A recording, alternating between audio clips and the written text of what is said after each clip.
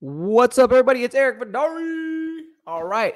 So, what is today's show about? It is 4 clever ways guaranteed to stop impulse buying. I'm Eric Vidari. I am a real estate agent here in Austin, Texas. I help our clients and anyone get into a home debt-free and with a down payment. That way, you're set up for success. All right. So, if that's something you want, you need coaching, you need an accountability partner, head over to our website, vidarirealtygroup.com, and I will gladly help you out. All right, so like I said, today is 4 clever ways guaranteed to stop impulse buying.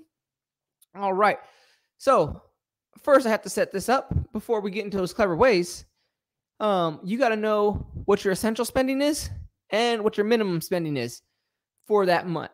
Okay, so before we even get into the clever ways, do you know the minimum that it takes to survive for your month? And your minimum is your essential, so your food and water, your shelter, your utilities, and your housing. All right. That's the essential. If you can't get those, don't even worry about it. Then you got your minimums. That right there, that's like any debts and like any recurring things that you need. So once you got that put away, now we can start focusing on stopping the impulse buying, because you really shouldn't be impulse buying if you're in that situation. But maybe you're in that situation because you impulse buy. So let's get to it.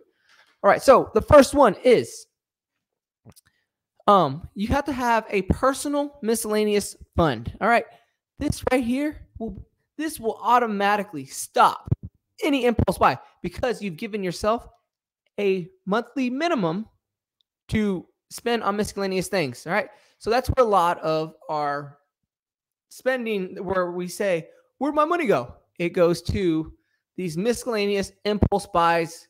And it goes to these miscellaneous impulse buys that we don't really keep track of because it's so minimum. We think, oh, it's just $3. Like, that's not going to impact my budget. That's not going to impact my money in my pocket, but it does because it adds up. Okay. So yeah, like me, I have a $75 miscellaneous fund this month. Next month, it's next month is Christmas, so I can start asking people for things. All right, so it might go down to $50 a month. But January, I have a trip. I am going to have to up my miscellaneous fund, but I'm going to be ready for it. So it's not going to be miscellaneous because I know it's just going to be random things. But I still got to stay under what I budget for those random things. Okay. So you need a personal miscellaneous fund.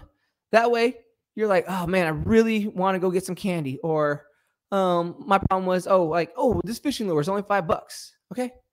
I think the previous month, I spent a lot of money on fishing lures. I can't remember how much it was, but I wasn't really keeping track of it because I didn't have a personal miscellaneous fund. Me and my wife just had a miscellaneous fund and it just went into there. But what did I spend? I spent something, I don't know. It had to be over $50-$60, and that's why I created the personal miscellaneous fund. Okay. Next is you got to prep your grocery shopping.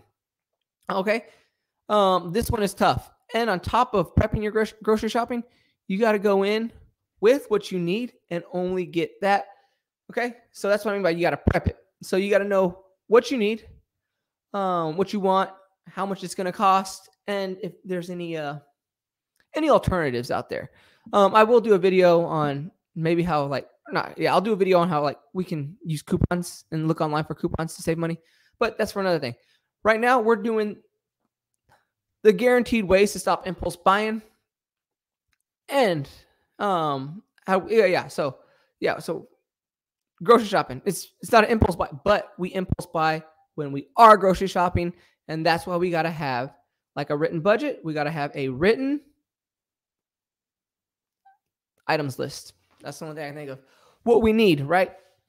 So for that week, figure out how much you're spending on groceries. What's the minimum you can spend on groceries? So me and my wife, we spend about $350 to $400 a month on groceries, and breaking it down between us, that's about $100 a week, but $50 per person a week. So, maybe use me as a metric. Try and do $50 a week on food. and see if that works. See if you can make that work. You have this one. You're gonna have to really, really test out. So maybe 1 week, see if you can survive on $50 per person. If not, figure out where it is. But you need to just figure it out. That way, you're not having any waste. That's what we're trying to eliminate. We're trying to eliminate the waste, and we get a lot of waste when we go to the grocery store because we don't need the sodas. We don't need the juice. What else don't we need? We don't need the candy, the chips. But I mean, maybe we need the chips. We're having burgers, and we don't want to make fries. I don't know. But you got to figure out what you don't need, eliminate it, and start saving and chipping away that debt. Okay. Prep food for the week. So it has to do with restaurant spending. Restaurant spending adds up fast because it could be, let's think, top of my head. Okay. Here in Austin, I can spend $10, get a burger, fries, and a drink. All right. That's about average. If I were to do that every day, that's $300. See, that's where you're like, oh, where does that money go? Or I had all this money. Where did it go? Went to restaurants, went to impulse buying. See how it adds up super fast? So if I went to a restaurant once a day and I went to the convenience store once a day, that could easily be around $400 a month. Okay. So what I mean by, so that's why I say you got to prep your food for the week. Now, a lot of this is a lot of work. This is a lot of prepping, but when all you have is a mortgage payment, you can start living more freely. It's right now you got to put in the work to get debt free and to start saving up for a down payment. All right. And that's where my coaching comes in. I will be your accountability partner, and I will, you will call me. We'll go over your expenses together. We'll go over your income. We'll see where you can make cuts, and I'm going to be here, and I will keep you accountable. So yeah, but back to prepping for food. I'm a very lucky man. I have a wife that likes to meal prep. And this week we got enchiladas and a taco casserole. So I'm set for 5 days. I can either get enchiladas or taco casserole. Same thing with her. She's like, oh, what do I want for this week? And sometimes we get to the end of the week and we have to, actually, I don't think, one time we had to go through leftovers, but it's leftovers, so we didn't waste any food. All right, next. This is the fourth. When going out with friends, take cash.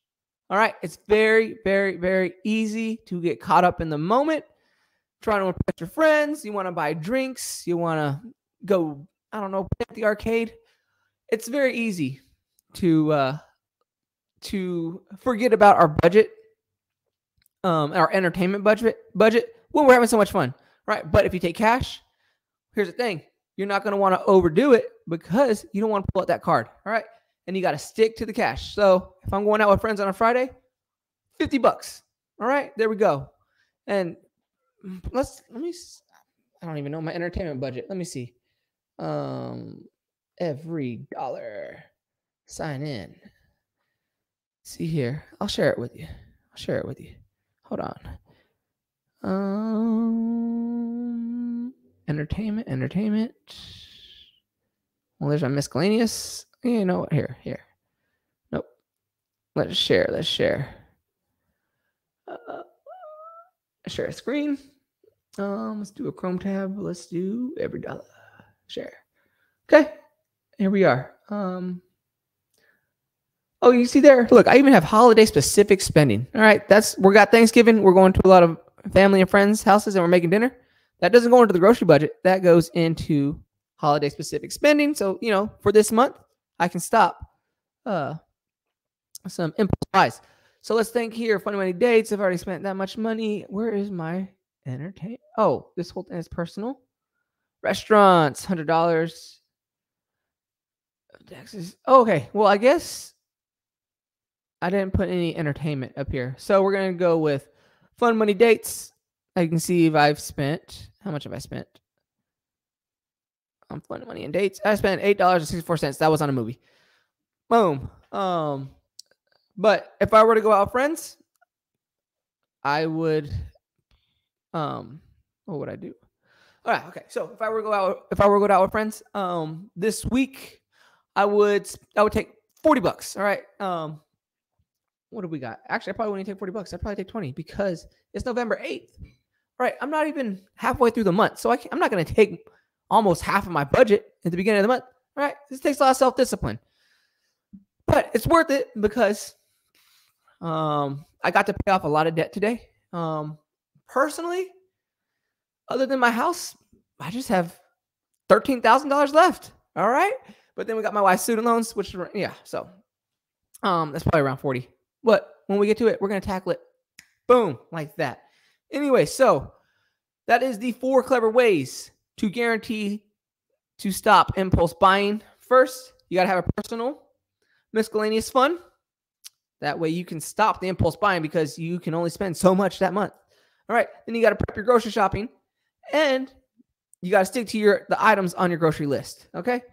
And then prep food for the week. That's going to save you a lot of money right there because you don't have to go into a restaurant budget. You go into your grocery budget. All right. And then when you're going out with friends, take cash. And if you just take cash and you leave your cards at home, you won't spend more than what you take out there. All right. Smart idea, huh? There we go. I'm Eric Vidari. That was the 4 clever ways guaranteed to stop impulse buying. And if you want coaching and you're in the Austin area, head over to our website, VidariRealtyGroup.com. We'll get you on a budget. We'll get you starting to pay off those debts and save up for a down payment, and then we'll get you into a home. I am Eric Vidari. I'm out.